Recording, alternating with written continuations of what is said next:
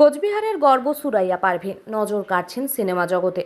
উত্তরবঙ্গের একটি ছোট শহর কোচবিহার, যাকে রাজার শহর বলি আমরা।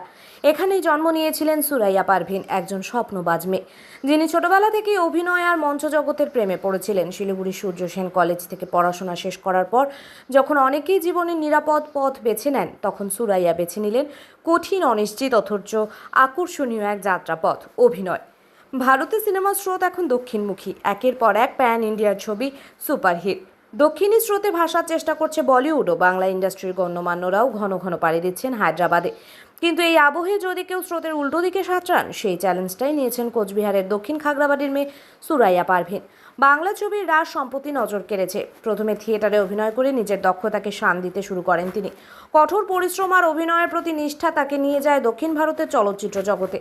দক্ষিণী ছবিতে অভিনয়ের মাধ্যমে তার অভিনয় গুণ ধীরে ধীরে পরিচিতি পেতে শুরু করে। এরপর হঠাৎ করেই সুযোগ আসে বলিউডে। 2023 সালে মুক্তিপ্রাপ্ত হিন্দি ছবি জঙ্গলি মহল দ্য অ্যাওয়েকেনিং-এ তিনি গুরুত্বপূর্ণ একটি চরিত্রে অভিনয় করেন। ছবিটি হরর থ্রিলার হলেও সুরাইয়া সাবলীল অভিনয় সকলের নজর কাড়ে।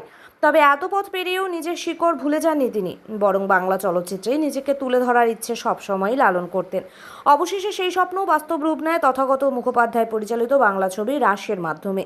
এই ছবিতে একটি গভীর চরিত্রে তাকে দেখা যায়, যা নিঃসন্দেহে তার অভিনয় জীবনে নতুন অধ্যায় তৈরি করেছে। ব্যক্তি জীবনে সুরাইয়া অত্যন্ত শান্ত, আত্মবিশ্বাসী ও শিল্পভাবনায় পরিপূর্ণ একজন মানুষ। অভিনয় তার কাছে শুধু পেশা নয়, এক প্রকার সাধনা। ছোট শহরের এক সাধারণ মেয়ের এই অসাধারণ যাত্রা কেবলমাত্র প্রতিভা ও অধ্যাবসায়ের ফল। আজকের দিনে দাঁড়িয়ে সুরাইয়া পারভীন শুধু কোচবিহারের নয়, গোটা বাংলার গর্ব। তার এই যাত্রা অনুপ্রেরণা হতে পারে আরও অনেক নতুন শিল্পীর জন্য, যারা ছোট শহর থেকে উঠে এসে বড় স্বপ্ন দেখতে সাহস করে।